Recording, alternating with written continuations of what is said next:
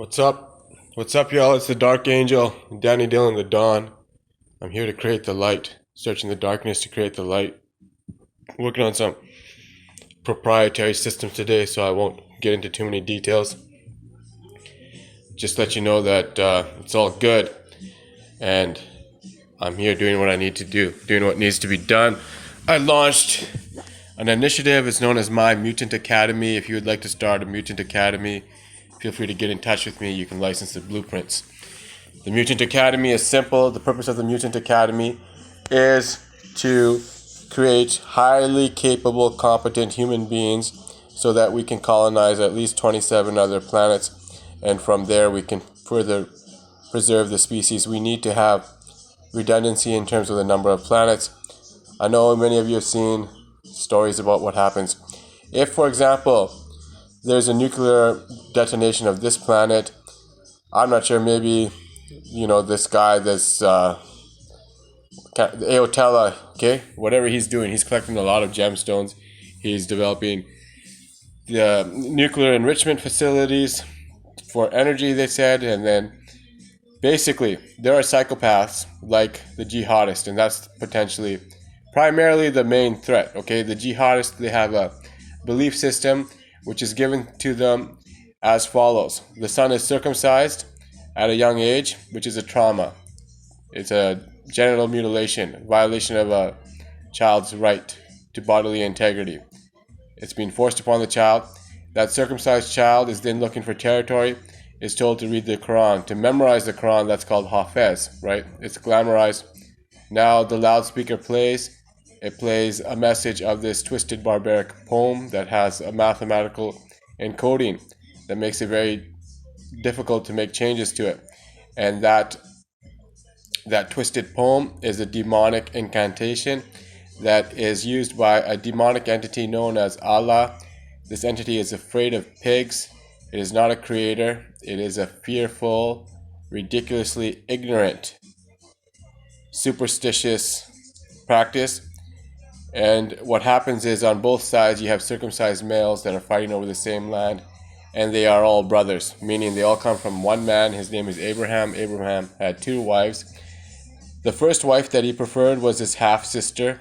She was born of a different mother, yet the same father.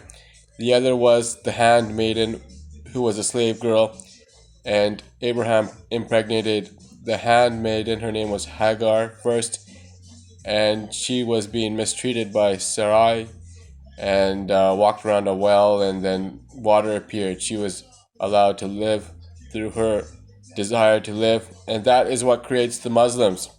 Okay, I can't recall the name of her son. I believe it was Ishmael. Okay, on the other side was Sar. Abraham wanted to impregnate his sister, wasn't able to do so. He had assistance by another man and two angels. So they came and they had a feast, and there was a bit of a tune-up that was done. And then he ended up I think she was 90 years old. She conceived a child from her half-brother. And it was at this point that the guy who gave the tune-up told Abraham, hey, why don't you snip the tip of your foreskin off? If you do that, then I can make you stronger. And Abraham fell to the ground and prostrate, and that's what created Judaism, okay? That's what it is. That's why they circumcise. When they circumcise the traditional way, the kosher way, whatever you want to call it, and you have to put this in context. You're outside in the wilderness or whatnot. You're gonna cut the kids. They wouldn't do it to Moses. Okay, when Moses was never circumcised. Keep this in mind, because there was a control in place that they were trying to limit the number of children, and the mother put the baby in the River Nile. Okay, the Jewish mother put the baby in the River Nile. The Pharaoh's daughter came and found it and adopted him, raised him as an Egyptian. Moses was raised as an Egyptian. He had his full foreskin. Even when they go out into the wilderness, he retains it. His children ended up getting circumcised, but Moses did not, because he was too old to be circumcised. In Genesis, it was used to basically decimate another non-Israelite.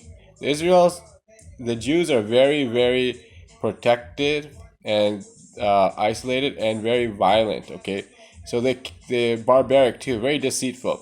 They slaughtered another, a rival clan. They sat them down and said, "Hey, why don't you be like us and circumcise yourselves, and we can make one big clan together."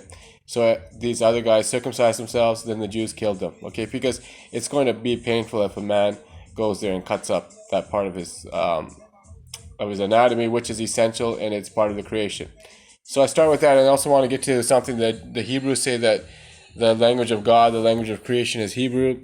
Yet there are, according to people who study languages, there are two others, root languages, Sanskrit and Tamil. Okay, so really there are three languages at least that were root languages.